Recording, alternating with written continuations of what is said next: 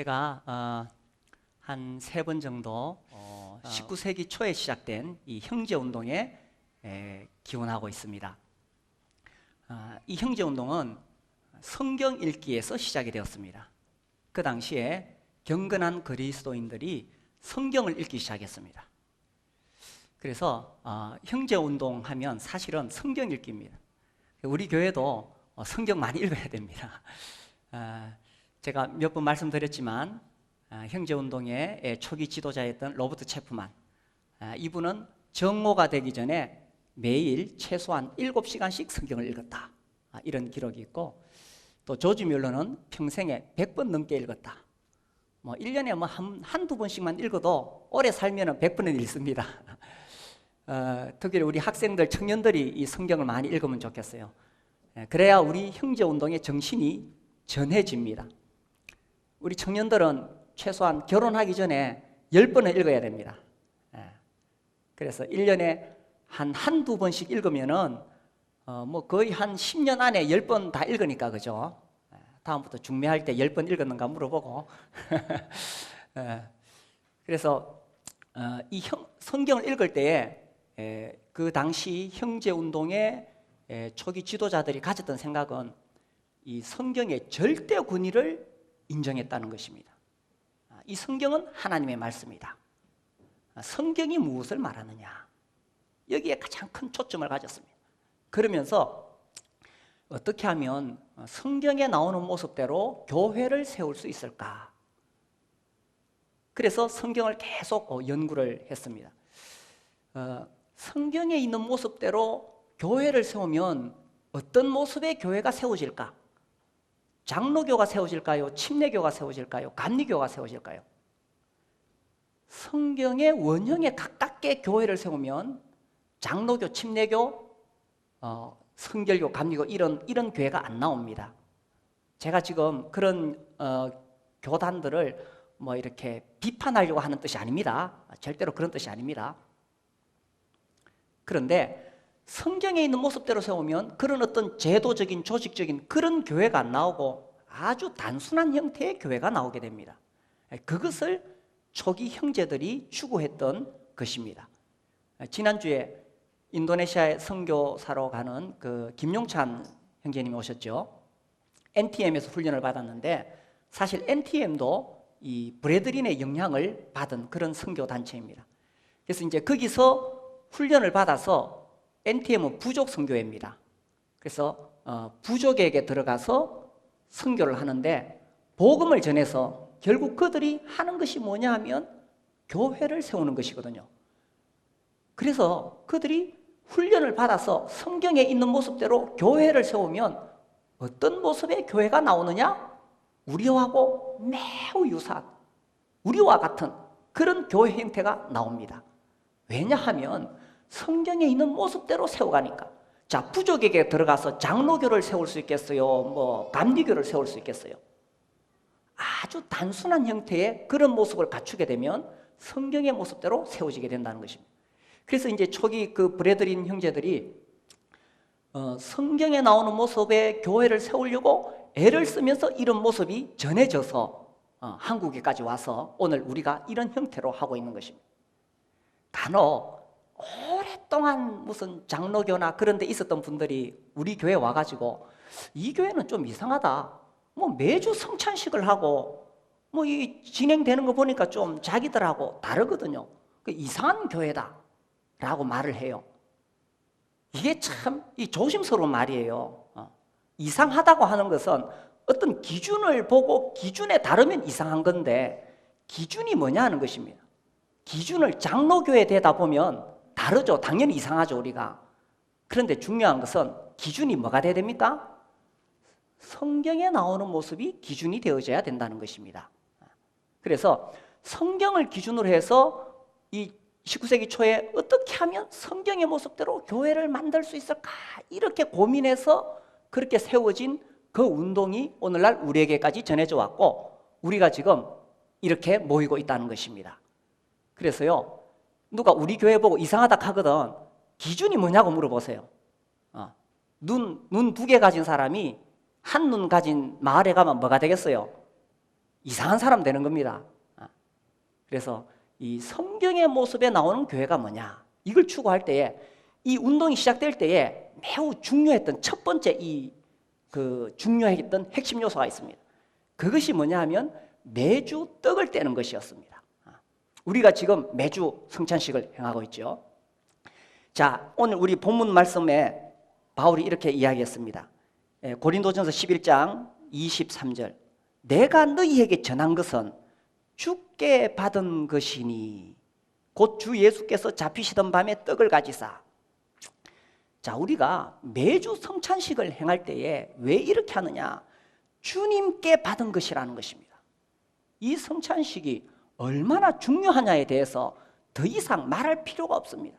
왜냐하면 주님께서 이렇게 하라고 말씀하시기 때문입니다. 그래서 주님이 잡히시던 밤에 떡을 가지사, 이 잡히시던 밤에 마태복음 26장에 보면 26절, 자, 성경이 있는 분들은 빨리빨리 찾아보세요. 물론 뭐 화면 스크린에도 뜹니다만은 이 브레드린의 이 중요한 것은 성경입니다. 성경 자꾸 찾고 직접 읽고 확인하고 26절, 그들이 떡을 먹을 때 예수께서 떡을 가지사 축복하시고 떼어 제자들에게 주시며 이르시되 받아서 먹으라, 이것은 내 몸이니라 하시고, 또 잔을 가지사 감사기도 하시고 그들에게 주시며 이르시되 너희가 다 이것을 마시라, 이것은 죄사함을 얻게 하려고 많은 사람을 위하여 흘리는 바 나의 피 곧 언약의 피니라. 주님이 직접 정하셨기 때문에 이것은 얼마나 중요한지 모릅니다.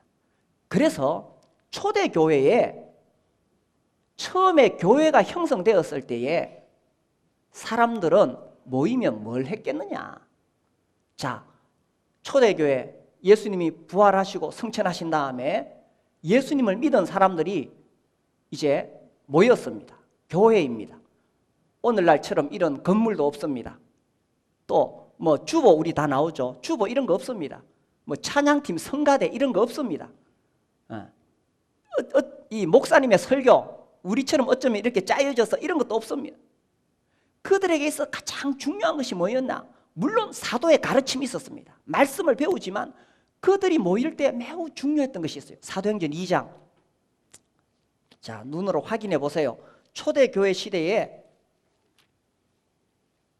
사도행전 2장 42절, 그들이 사도의 가르침을 받아. 그렇죠? 일단 사도들에게 배워야 됩니다. 받아 서로 교제하고, 그 다음 뭡니까? 떡을 떼며. 이 떡을 떼는 게 뭐겠어요? 이게 바로 우리가 오늘날 행하고 있는 성찬식이란. 초대교회는 이거를 얼마나 중요하게 생각했느냐, 주님이 명령하셨기 때문에 중요한 것입니다. 자, 46절, 2장 46절, 날마다 마음을 같이하여 성전에 모이기를 힘쓰고 집에서 떡을 떼며. 여기 보니까 그들은 날마다 모였고 또 집에서 떡을 뗐다. 어쩌면 그들은 여기 말씀대로 하면 날마다 모여서 떡을 뗐다는 것입니다. 왜냐하면 이것이 기독교 신앙의 핵심이기 때문입니다. 이것이 바로 복음의 핵심이기 때문입니다. 그래서 초대교회는 처음에는 날마다 뗐어요. 이렇게 하다가 이제 시간이 지나가면서 어떻게 정착이 되느냐, 사도행전 20장 7절, 20장 7절에 보시면 그 주간의 첫날에 뭐 하려고 모였습니까? 우리가 떡을 떼려 하여 모였더니. 자, 그 주간의 첫날은 주일날, 일요일을 이야기합니다. 일요일날 그들이 모인 이유가 떡을 떼기 위해서 모였다라는 것입니다. 그러니까 초대교회 성도들에게 있어서 그들이 예배드리러 간다, 모인다 하는 것은 떡을 떼는 것이 그들의 중심에 있었다는 것입니다. 그래서 이것이 정착되어져서 이제 주일날 이것을 떡을 떼는 것으로 모였어요. 그런데 이제 교회 역사 속에서 사도들이 떠나고 사도들의 제자인 속사도들이 떠나고 시간이 흘러가고, 특히 이 3.13 콘스탄틴의 이 기독교 밀라노 칙령에 의해서 기독교를 공인하고, 그러면서 기독교가 제도화되고 조직화되고 종교화되기 시작했어요. 그 과정 속에서 또 일어난 현상이 성직자 계급이 출현하게 됩니다. 그래서 성직자와 평신도로 나뉘지게 됩니다. 이렇게 되면서 이 떡을 떼는 성찬식이 하나의 어떤 교회의 어떤 하나의 그 형식, 예식으로 전락하게 되었는 거예요. 그리고 이제 종교개혁이 일어났어요. 종교개혁이 일어났을 때 많은 종교개혁가들은 이 성찬식이 얼마나 중요한가를 계속 주장을 했습니다. 칼빈 같은 경우에는 성찬식은 매주 행해야 된다. 그러면서 뭐라고 덧붙이냐면 1년에 2번이나 4번 하는 교회가 있는데 그것은 마귀가 하는 짓이다. 이렇게 강하게 공격을 했어요. 그러다가 이제 나중에 칼빈이 매주 하는 게 힘드니까 뭐 한 달에 한 번 이상 해야 된다. 이래 말을 좀 나중에 이렇게 바꿉니다만. 예. 그래서 성경에 따르면은 매주 행하는 것이 옳다는 것입니다. 예. 그렇지만 이 종교개혁 이후에도 성직자와 이 평신도의 간격은 나눌 수가 없었습니다. 그러다가 이제 19세기에 들어가서 그 당시 이제 이 종교개혁 이후에 또 다시 한번 이 교회의 영적인 빛이 어두워져 가고 있었어요. 그때에 정말 이 뜻있는 그리스도인들이 성경의 모습을 추구하면서 이 많은 독립교회들이 세워집니다. 어떤 그 교단에 소속되지 않은 그런 독립교회들이 세워지기 시작합니다. 그들 중에 이제 이 1827년에 그로브스가 등장하게 됩니다. 그로브스가 1827년 부활절 무렵에 이런 말을 했습니다. 우리 참된 그리스도인은 떡을 뗄 자유가 있다. 이 자유, 우리는 뭐 떡 떼는데 뭐 자유 이런 거 생각 안 할 수 있죠. 근데 그 당시는 떡을 함부로 뗄 수 있는 게 아니에요. 어떻게 해야 되느냐? 반드시 성직자가 있어야 되고 어떤 그 교회 제도 안에서 떡을 뗄 수 있는 거예요. 그런데 성경을 읽어보니까 여기 무슨 성직자가 어디 나와요? 성직자 없어요. 그래서 성직자 없이, 그리고 참된 그리스도인은 교파를 넘어서, 그 당시에 이렇게 막 강한 교파의 벽이 있었는데 다른 교파에 속한 사람들이 자기들에게 와서 떡을 떼는 것을 허용하지 않았어요. 그 당시 분위기가. 그래서 우리 그리스도인, 참된 그리스도인은 다 하나님의 자녀들인데 우리가 다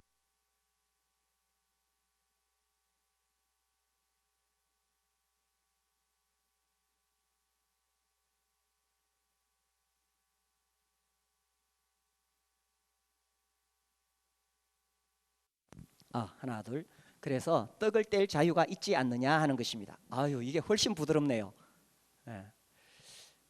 그래서 성직자 없이도 떡을 뗄 수 있다. 그 다음에 어떤 제도 안에 갇혀 있는 것이 아니라, 그러니까 이 성찬식 그러면은 다 이런 어떤 그 형식과 절차가 쫙 짜여져 있죠. 그런데 성경에 보면 그런 형식과 절차가 없어요. 그럼 뭐냐? 성령의 인도하심에 따라서 마음에 성령의 감동을 입은 사람이 자유롭게 이 떡과 잔을 위해서 기도할 수 있다라는 것입니다. 그래서 이제 우리 교회는 어떤 이렇게 딱 순서가 정해져 있고 그런 것이 아니라 이 마음의 감동, 성령님의 인도하심을 구하면서 감동을 받은 분들이 기도할 수 있고 이 찬송할 수 있고, 이것이 오히려 더 성경에 맞다는 것입니다. 이것이 초대교회 성도들이 모였을 때 어떤 식으로 했겠어요? 이렇게 하지 않았겠어요? 이렇게. 근데 이제 다만 그 과정 속에서 이 형제들이 입을 열어서 동참하도록 되어 있습니다. 고린도전서 14장 34절에 보시면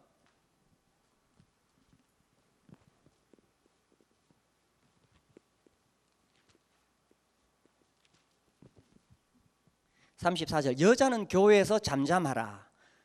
그들에게 말하는 것을 허락함이 없나니 율법에 이른 것 같이 오직 복종할 것이요. 만일 무엇을 배우려거든 집에서 자기 남편에게 물을지니 여자가 교회에서 말하는 것은 부끄러운 것이.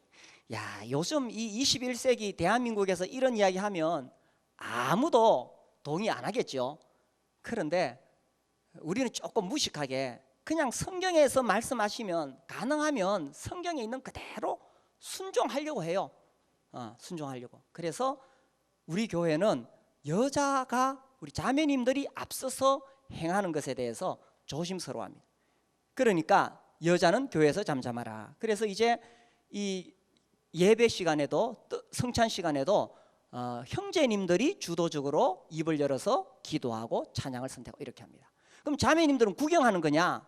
아닙니다. 우리 안에 우리는 이 성찬식에 정말 성령님의 역사가 있다고 믿습니다. 그렇기 때문에 우리 자매님도 이 성령의 인도하심을 따라 야 내가 149장 불렀으면 좋겠다 이러면 어떤 형제님이 149장 찬송합시다 이렇게 나오는 거예요. 그래서 우리 자매님들이 정말 마음을 다해서 성령의 인도하심을 구하면 주님이 성령님이 우리 가운데 그렇게 이끌어 주시고 이 성찬식을 인도해 가신다는 거예요. 그래서 우리가 이 성찬식을 매주 행하는 이유는 뭐냐? 성경에 근거하고 있고 이러한 것들을 발견해서 그래서 이제 이 운동이 막 번져가기 시작합니다. 이 전 세계로. 혹시 그 도표 보여줄 수 있나요? 방송팀. 예, 안 돼요. 예. 2014년 이 전 세계 브레드린 분포에 대한 교회 통계를 가져온 자료가 있는데 다음에 보죠. 다음 주에 봅시다. 그래서 이 운동이 전 세계로 번져나갔고 우리나라에는 좀 늦게 들어왔어요. 1960년에 이 선교사가 들어오면서 다른 교단에 비해서 늦게 들어오는 바람에 이렇게 됐는데 그러나 이 떡을 떼는 것이 성경의 가장 중심이다. 자, 그래서 고린도전서 11장 24절에 보시면 이 떡을 떼면서 뭐 하는 거냐? 24절 축사하시고 떼어 이르시되 이것은 너희를 위하는 내 몸이니 이것을 행하여 나를 기념하라 하시고 19회 또한 그와 같이 잔을 가지시고 이르시되 이 잔은 내 피로 세운 새 언약이니 이것을 행하여 마실 때마다 나를 기념하라 하셨으니. 그래서 이 떡과 잔을 통해서 우리가 여기에 핵심이 뭐냐?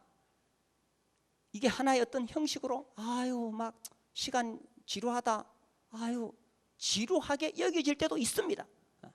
그런데 이 시간을 통해서 우리가 무엇을 하느냐 하면 이 시간을 통해서 주님을 기념하는 것입니다. 우리가 이렇게 떡과 잔을 통해서 예배 드릴 때요 이거요 구원 안 받은 사람은 절대로 이 의미를 이해할 수 없습니다. 제가 지금 정말 여기 계신 분들에게 도전을 드리는 겁니다. 정말 구원을 받았는지 제가 도전을 드리는 겁니다. 구원 안 받는 사람은요 정말 지루하고 재미없고 이 의미가 나한테 아무것도 와닿지를 않습니다. 뭐 한때 저래 뭐 긴 기도 똑같은 내용 또 하고 뭐 또 찬송 부르고 이렇게 하나. 그러나 구원 받은 사람에게는 이 참 놀라운 거예요. 이 시간이 정말 소중하다는 것을 깨닫게 된다는 것입니다. 이건 절대 하나의 형식이 아니에요. 먼저 우리에게 일어난 일에 대해서 생각을 해봅시다. 나에게 어떤 일이 일어났느냐 하는 것입니다. 우리가 예수님을 믿을 때에 처음에는 하나님이 누군지도 모르고 예수님이 누군지도 모르고 내가 누군지도 몰랐습니다.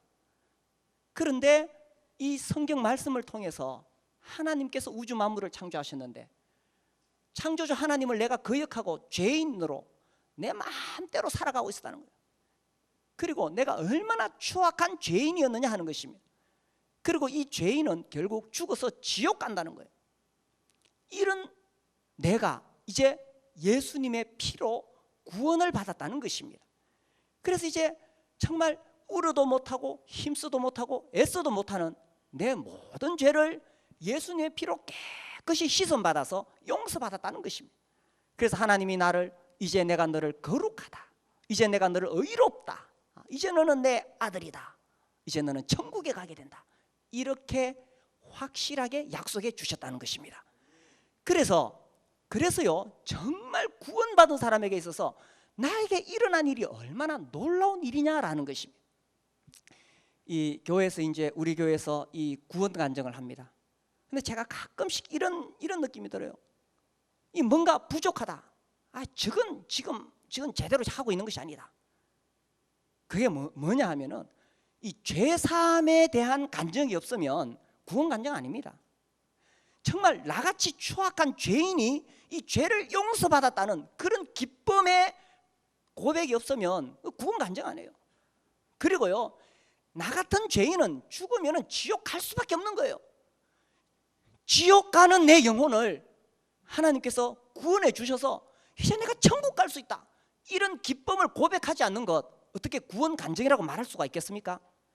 개인적으로도 제가 이렇게 만나서 이야기해 보면은, 아유, 내가 교회를 10년 다녔고 20년 다녔고, 예수님 믿었습니까?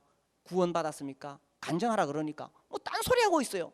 뭐 자기가 옛날에 교회 다닐 때 뭐 어떤 일을 했는가 막 이야기하고, 뭐 자기 어떤 체험을 했는가 이야기하고. 그 사람 구원 안 받았어요. 진짜 구원받은 사람은 무슨 이야기 하겠습니까? 내가 정말 추악한 죄인인데 예수님이 나 같은 사람 위해서 피 흘려 주셔서 내가 죄 용서받고 이제 천국 가게 되었습니다. 이 사람 확실하게 구원. 그래서 그런 간증 딱 들으면 제가 벌떡 일어나서 손을 잡습니다. 형제님, 자매님 이렇게 부릅니다. 오늘날 대한민국에 기독교인이 참 많지만 안타깝게도 이 복음의 핵심, 구원받지 못한 사람들이 수없이 많다는 거예요. 외형적으로는 엄청나게 커졌지만 기독교가 실제로 정확하게 구원받고 신앙생활하는 사람들이 과연 얼마나 되겠느냐. 이건 저만 하는 이야기가 아닙니다. 한국에 깨어있는 의식 있는 목사님들이 하는 이야기입니다. 왜 그러냐 하면 정확한 십자가 복음을 제대로 들어보지 못했기 때문에 그런 거예요. 그냥 교회 오니까 뭐 적당히 교육시켜서 세례주고 뭐 주일학교 교사시키고 집사시키고 이렇게 하다 보니까 이런 현상이 왔다는 거예요. 우리 교회는 어떻게 해서든지 이 문제를 먼저 해결하려고 애를 씁니다.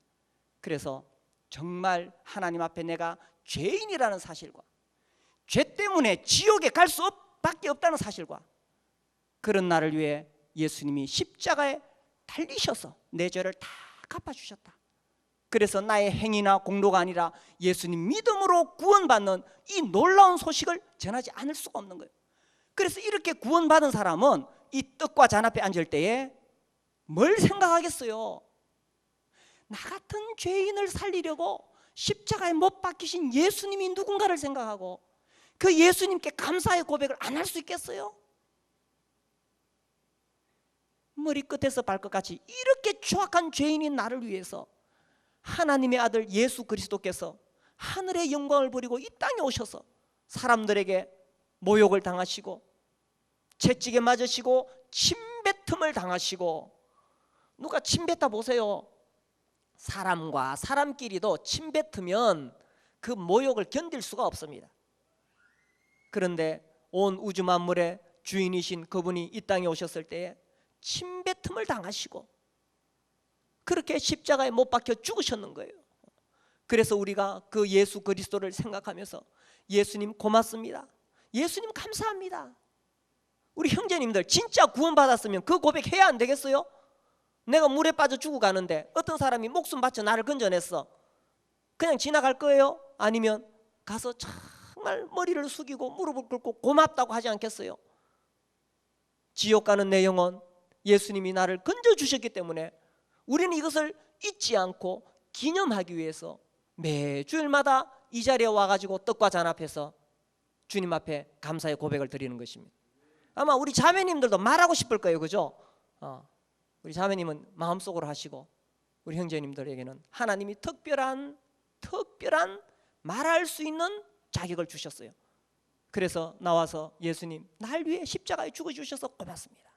그래서 이 떡과 잔을 통해서 주님이 나를 기념하라, 나를 기념하라 주님 말씀하셨어요. 주님이 어떤 분이냐? 빌립보서 2장 5절 말씀.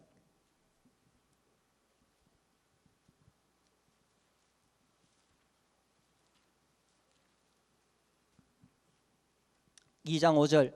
너희 안에 이 마음을 품으라. 곧 그리스도 예수의 마음이니 그는 근본 하나님의 본체시나 하나님과 동등됨을 취할 것으로 여기지 아니하시고.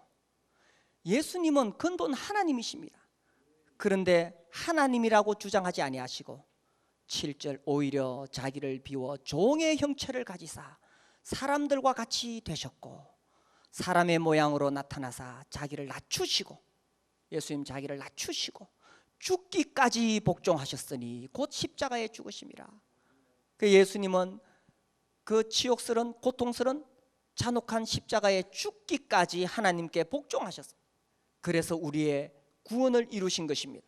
이름으로 하나님이 그를 지극히 높여 모든 이름 위에 뛰어난 이름을 주사 하늘에 있는 자들과 땅에 있는 자들과 땅 아래에 있는 자들로 모든 무릎을 예수의 이름에 꿇게 하시고 모든 입으로 예수 그리스도를 주라 시인하여 하나님 아버지께 영광을 돌리게 하셨느니라. 그래서 우리가 이제 매주일마다 떡과 잔 앞에 나와서 나를 구원하신 예수 그리스도가 어떤 분인지를 기억하고 그분 앞에 감사의 고백을 하는 것입니다. 제가 이런 이야기를 하니까 어떤 분들이 물어요. 아이고, 매주마다 그렇게 하면 식상하지 않습니까?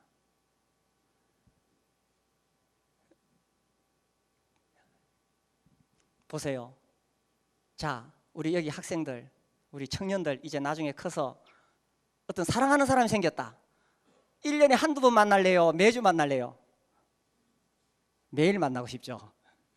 매일 만나고 싶은 게 정상인 거예요. 그래서 우리가 매주 주님 앞에 나오는 거예요. 우리 그 브레드린 형제 운동의 그 선구자들은 정말 경건했는데 이분들은 정말 주님을 사랑했어요. 정말 주님과 교제하기를 원했어요. 그래서 주님을 만나는 그 자리, 주일에 이 떡과 잔 앞에서 정말 주님이 누구신가, 주님과 교제하기를 사모했어요. 이 떡과 잔이 뭐냐, 뭐 로마 가톨릭에서는 화채설, 그래서 이 떡이 진짜 예수님 살로 변한다, 또 이 포도주가 진짜 예수님 피로 변한다, 뭐 여기에 대해서 막 논란이 있고, 그 다음에 무슨 뭐 공제설, 또 뭐 상징설, 뭐 영적 임재설, 뭐 요즘은 영적 임재설입니다. 주로 장로교 계통 칼빈의 그런 여러 가지 설들을 만들어냈어요. 그런데 우리는 그런 설 자체에 매이지 않습니다. 우리가 추구하는 것은 뭐냐, 나를 기념하라 하셨기 때문에 주님을 인격적으로 만나기를 원한다는 거예요. 그래서 물론 개인적으로 우리가 그렇게 하지만 특별히 주일날 교회에 나와서 온 교회 공동체가 이 떡과 잔 앞에서 정말 나를 위해 죽으신 주님을 인격적으로 만나기를 원한다는 거예요. 그리고 주님은 죽으셨을 뿐 아니라 우리가 조금 전에 빌립보서 2장 9절 이하에서 읽었듯이 하나님께서 그 예수 그리스도를 다시 살리셔서 가장 높은 자리에 앉히셨어요. 그래서 모든 입이 예수 그리스도를 주라 시인하며 무릎을 꿇게 하시는 거예요. 그래서 이제 우리는 또한 그 주님 앞에 무릎을 꿇고 주님, 예수님이 가장 최고의 주인이십니다, 이렇게 고백하고 주님께 영광을 돌려드리는 것입니다. 이 떡과 잔은 하나의 형식이 아닙니다. 만약에 이 떡과 잔의 자리에 오는 것이 하나의 형식으로 여겨지고 지루하게 여겨진다면 둘 중에 하나입니다. 진실로 구원을 안 받았든지, 아니면 구원은 받았지만 내 생명이 병들었든지, 둘 중에 하나입니다. 참으로 영적으로 깨어있다면 이 시간은 우리에게 매우 소중한 시간이고, 자, 초대교회에 모여서 뭐 했겠어요? 초대교회 시대에 그때는 이 떡과 잔이 중심이었어요. 세월이 흘러가면서 오늘날 이상하게 되다 보니까 초대교회 본래 모습대로 하는 거, 그게 이상하게 보이는데 그게 아니라는 거예요. 그래서 오늘날 깨어있는 의식 있는 많은 교회에서는 매주 하려고 합니다만 그게 잘 안 돼요. 그래서 매월 합니다. 요새는 조금 더 횟수를 늘려서. 그러나 우리가 모일 때마다 이 떡과 잔이 중심이 되는 것이 가장 중요하다는 것입니다. 그래서 이 교회에 징계가 있어요. 징계. 교회에서 범죄했다든지 잘못한 일이 있으면 교회에서 징계를 하는데 그 중에 하나가 뭐냐면 떡을 떼지 못하게 하는 것입니다. 에이, 그거 뭐 떡 안 떼는 거 그거 뭐 이렇게 생각할지 모르겠지만 이건 엄청난 그 사람에게 주어진 징계라는 것입니다. 우리가 주일날 나와서 떡을 땜으로 예수 그리스도를 기념하고 떡을 땜으로 우리가 한 교회 가족이라는 것을 나누게 되는데, 그 떡에 참여하지 못한다는 것이 무엇입니까? 주님으로부터 끊어지는 것이요, 교회 공동체로부터 잘려나가는 의미가 거기에 담겨져 있는 거예요. 그래서 교회 징계 중에 하나는 떡에 참여하지 못하는 것입니다. 우리 가운데 아무도 그런 일이 없어야 되겠지만 떡에 참여하지 못한다는 것이 얼마나 무서운 징계냐라는 것입니다. 그리고 이 떡에는 아무렇게나 참여할 수 있는 것이 아닙니다. 그 고린도전서 11장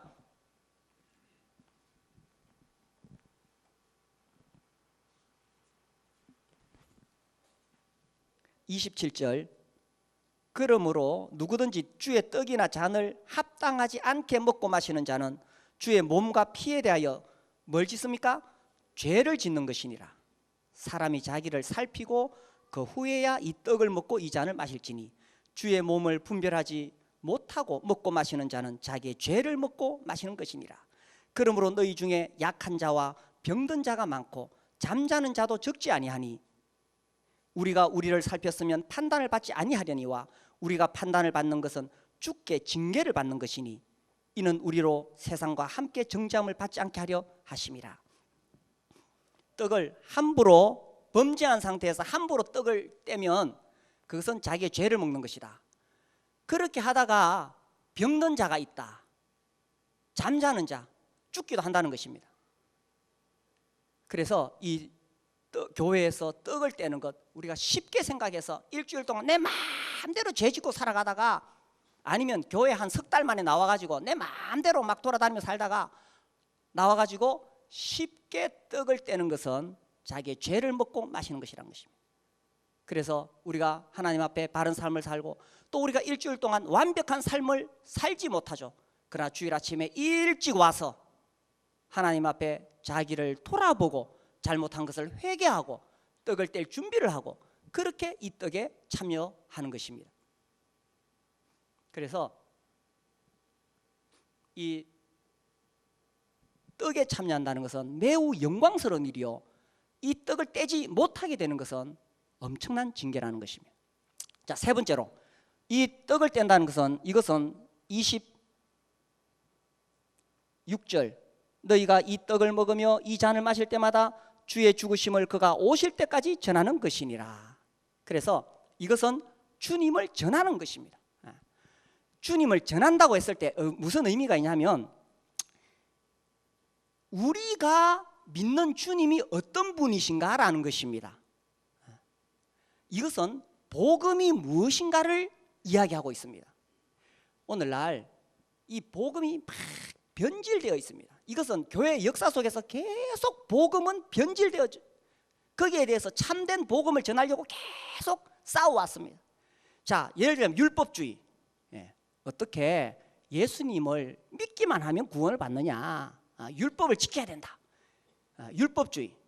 여기에 대해서 우리는 떡과 잔을 통해서 율법주의가 아니라는 것을 명확하게 전하는 것입니다.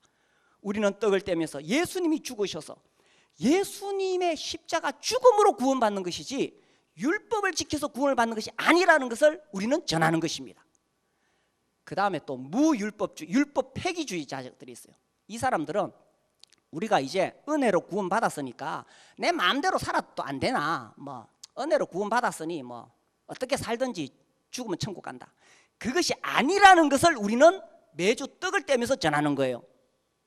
우리가 떡을 뗄 때마다 나를 구원하기 위해서 하나님의 아들 예수께서 이렇게 처참한 고통을 당하시고 십자가에 죽으셨는데 내가 은혜로 구원받았다고 내가 나가서 내 마음대로 죄 짓고 살겠어요?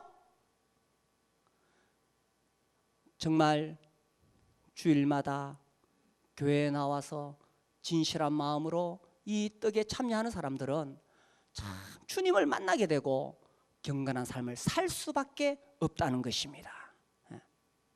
또 이 복음이 변질돼서 기복주의로 흘러갑니다. 예수 믿으면 뭐 잘되고 물론 예수 믿으면 잘 될 수 있습니다. 그러나 우리는 떡을 떼면서 뭘 생각합니까? 우리의 주님은 이 세상에 잘되고 잘되지 않았습니다. 우리 주님은 십자가를 지고 가셨고 그분은 아무 재산도 없으셨고 결혼도 못하셨고 그렇게 고난의 길을 살다 가신 분이십니다. 그렇기 때문에 우리는 떡을 떼면서 기복주의가 아니라는 것을 명확하게 전하는 것입니다. 또 어떤 신비주의, 사람들이요 예수님 믿으면서 뭔가 막 자꾸 신비한 것을 추구해. 막 하늘에서 불 받는 것, 또 막 이상한 체험하는 것, 주로 그런 거 하는 사람들이요, 사람들이 이 자존감이 약해요. 열등감이 강해요, 그런 사람들이. 그러니까 뭔가 좀 신비한 것을 통해서 자기 보상을 얻어보려고 하는 거예요. 진짜로 신앙하는 사람은 하나님 말씀만 붙잡고 있고 진짜로 구원받은 사람은 예수님의 십자가 죽으심 외에 어떤 다른 표적도 구하지 않아요. 유대인은 표적을 구하고 헬라인은 지혜를 구하나 우리는 십자가에 못 박히신 예수 그리스도를 전하노라. 그래서 우리는 떡을 뗄 때마다 예수님의 죽으심과 부활만으로 모든 표적은 이루어졌다고 믿는 것입니다. 물론 우리의 삶에서 성령께서 언제나 우리에게 신비한 표적을 일으킬 수 있다고 믿습니다. 그러나 그 모든 것을 초월해서 우리가 가장 소중하게 여기는 최고의 표적은 요나가 물고기 뱃속에 사흘간 있었던 것처럼 예수 그리스도께서 죽으심으로 땅속에 사흘간 머무셨던 것, 그로 인해서 우리가 죄 용서받고 구원받은 것, 이보다 더 놀라운 표적 뭘 더 구한다는 것입니까? 그래서 우리는 이 떡을 땜으로 주님을 전한다는 것은 명확한 십자가 복음, 가장 성경적인 이 복음을 전하고 있다는 것입니다. 그래서 이 우리 교회에 들어올 때는 우리가 쉽게 잘 받아들이지 않습니다. 이 사람이 정말 구원을 받았는지 계속 점검을 합니다. 그리고 좀 부족한 것이 보이면 때로는 직설적으로 당신 구원 안 받았습니다 이렇게 말하기도 하고, 또 상대방이 너무 자존심이 강해 보이면 부드럽게 그것이 아니고요, 이것이 십자가 복음입니다, 또 이렇게 전하기도 합니다. 그래서 정말 우리 교회의 지체가 되기 위해서 명확하게 십자가 복음을 깨달았을 때 우리가 받아들인다는 것입니다. 그래서요, 그러므로 27절 보세요. 26절, 너희가 이 떡을 먹으며 이 잔을 마실 때마다 주의 죽으심을 오실 때까지 전하는 것이니라. 예. 그래서 우리가 이 복음을 명확하게 전한데, 이때에 우리가 전하는 복음 매우 원색적인 복음이다라는 것입니다. 원색적인 복음. 자, 사실요, 저도 이제 요즘 잘 안 듣는데 하여튼 요즘 뭐 이 설교가 막 쏟아지는 시대입니다. 그래서 이제 들어보면 아무튼 예수 믿으면 참 좋을 것 같아. 예수님 믿으면은 가정도 화목해지고 또 뭐 사업도 잘 되고 뭐 예수 믿으면 참 좋을 것 같아. 그런 설교들이 많습니다. 물론 그런 가르침이 필요합니다. 제가 어떤 극단적인 이야기를 하려는 게 아니에요. 그러나 교회에서 가장 중점적으로 전해야 될 것은 원색적인 복음이다라는 것입니다. 원색적인 복음은 뭐냐? 교회에서 분명하게 천국과 지옥에 대해서 이야기를 해야 됩니다. 근데 안타깝게도 지옥 설교 거의 없습니다. 성경은 계속 지옥에 대해서 이야기하고 있습니다. 그래서 우리가 구원을 받았다는 것은 죄를 용서받아 지옥 안 간다는 것입니다. 이것을 가벼이 여길 수 있는데 이건 결코 가벼이 여길 수 있는 것이 아닙니다. 거기는 구더기도 죽지 않고 불도 꺼지지 아니하느니라. 사람마다 불로서 소금 치듯함을 받으리라. 그 지옥에서 우리가 이 예수님의 이 떡과 잔을 통해서 지옥 가는 날을 예수님이 죽으심으로, 예수님의 몸이 찢기심으로, 예수님 피를 흘리심으로 지옥 가는 날을 예수님이 구원해 주셨구나. 우리는 매주 성찬식을 통해서 그것을 전하고 있다는 사실입니다. 아까 우리가 특송도 들었지만 오늘 이 땅에 우리가 살다가 내일 주님 만날 수도 있습니다. 구원받은 사람은 내일 주님 만난 것이고, 오늘 이 땅에 살다가 구원 안 받은 사람은 내일 지옥 갈 수도 있다는 뜻입니다. 이게 얼마나 놀라운 일입니까? 그런데 놀랍게도 우리는 하나님이 은혜로 우리를 구원해 주셔서 오늘 이 땅에 살다가 떠나면 지옥 가지 않고 천국 가니 얼마나 고마운 일입니까? 이런 놀라운 일을 이루신 예수 그리스도를 우리가 매주일마다 떡과 잔을 통해서 기억하고 기념하는 것이 식상한 일입니까? 구원 안 받은 사람은 식상한 일입니다. 영혼이 병든 사람은 지루합니다. 그러나 참으로 구원받은 사람, 참으로 깨어있는 사람에게 이 떡과 잔을 통해서 주님을 기념하는 것은 어느 무엇보다 중요하다는 것입니다. 우리 형제님들, 치마를 입고 오시든지 기도를 하시든지 둘 중에 하나를 하십시오. 우리 자매님들, 자기 남편에게 거룩한 바가지를 긁으십시오. 왜 당신은 기도 안 합니까? 미사 여구를 하라는 것이 절대로 아닙니다. 미사 여구는 오히려 분위기를 망칩니다. 그렇게 하지 말고 단순하게 기도하십시오. 예수님, 내가 죄인이라 지옥 가는데 나를 구원해 주셔서 고맙습니다. 예수님 이름으로 기도합니다. 그렇게 단순하게 기도하세요. 그래서 이 떡과 잔이야말로 우리가 믿는 바를 명확하게 하고 내가 누구인가를 또 명확하게 하는 겁니다. 우리는 이 땅에 살면서 이 땅에서 잘 먹고 잘 사는 존재가 아니라는 것입니다. 이 땅은 다 불살라지게 될 것이고 언젠가 우리가 주님의 나라에 갈 것입니다. 그래서 우리는 떡과 잔을 통해서 이제 나보다 먼저 가셔서 우리가 오기를 기다리고 계시는 그 예수님 만날 준비를 하고 있는 것입니다. 이 떡과 잔이 그러한 강한 메시지를 우리에게 주고 있잖아요. 얼마나 중요합니까? 이 기독교 신앙, 복음의 모든 것이 떡과 잔에 다 담겨 있지 않습니까? 이게 가장 중요한 거예요. 그래서 초대교회 성도들은 먹을 때마다 그렇게 했고 또 이 가치를 깨닫고 형제운동이 시작이 되어졌던 것입니다. 그래서 우리도 매주 이 떡과 잔을 통해서 우리의 심령이 늘 새로워지고 우리를 구원하신 주님께 정말 감사하고 그리고 우리를 데리러 다시 오실 주님을 바라보면서 그렇게 살아갈 수 있게 되기를 바랍니다. 우리 함께 일어나서 기도하겠습니다.